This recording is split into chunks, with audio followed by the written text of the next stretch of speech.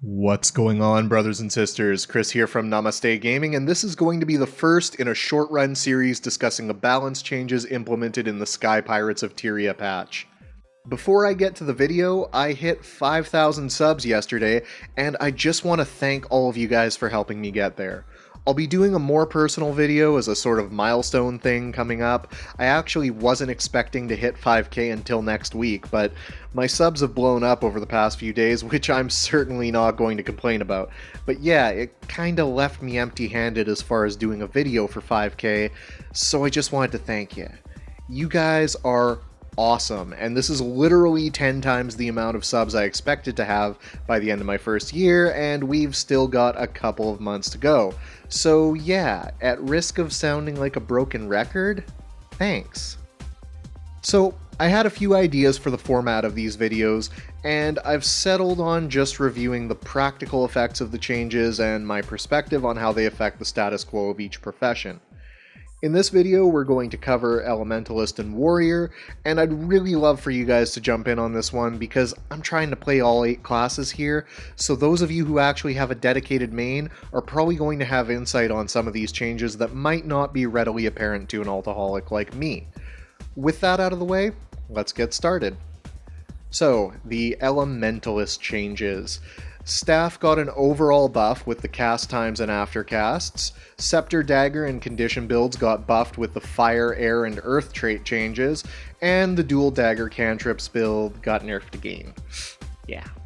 The stun breaks ended up on some weird skills in my opinion. I mean, Glyph of Elemental Power, really? But overall, I have to say I kinda like these changes. They match the stated goal of improving build variety, they just don't quite get all the way there. It seems like not going 30 deep into Arcane is a lot closer to being a legitimate option instead of just something you can get away with in certain builds. And the Condition Ellie is one step closer to being viable instead of just possible. In the next balance patch, I'd like to see something to incentivize having a main attunement for certain builds, since they haven't shut the door on that as a valid playstyle for Ellie, and maybe some trait that opens up the possibility of a condition-based World v World build.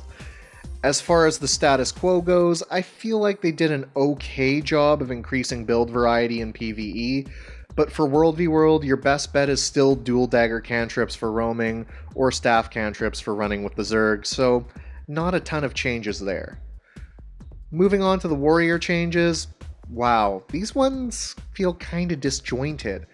It's obvious what the goals were just by looking at the notes: buff hammer and mace, encourage use of burst skills and physical skills, nerf the old PvE build, and try to get people to pick up the longbow or offhand axe at some point in the game's existence. Well, the good news is they nailed some of those goals. The hammer and mace buffs are great, and the longbow and offhand axe actually look significantly better. Stomp is even almost worth taking now, but kick is still awful, and they accidentally buffed warrior PvE damage. File that one under oops, I guess. Oh, they also tried to make sword worth using for something other than the mobility, but unfortunately they made it as confused of a weapon set as main hand pistol on a dual pistol thief. Is it a condition weapon? Yes! Stack those bleeds, baby! Oh wait, no, look at number 3. This is clearly a power weapon, but then why am I stacking all of these bleeds? You know what would have made the sword a much more coherent weapon? Torment. Instead of Final Thrust on number 3, a direct copy of what Mesmer's got to apply Torment would have been awesome, and would have established the sword as a weapon designed for a battle of attrition. Don't let my smartass commentary fool you though, I actually do really like the direction they're taking warriors in. They clearly recognize that some weapon sets are outperforming others by a large enough margin that skill changes are necessary, and they seem to be doing their best to make the class mechanic feel like less of an afterthought. If this was the last balance patch ever, I wouldn't be super happy about it, but as one step in an ongoing process, I think it bodes well for the future. There is a new best PvE build, and a few new World v World builds have opened up, and while the class is far from being perfectly balanced right now, I feel like it's mostly on the right track. Hopefully in the next balance pass we'll see them address the sustain issue that they previously mentioned, and maybe do something to improve the viability of warrior condition builds.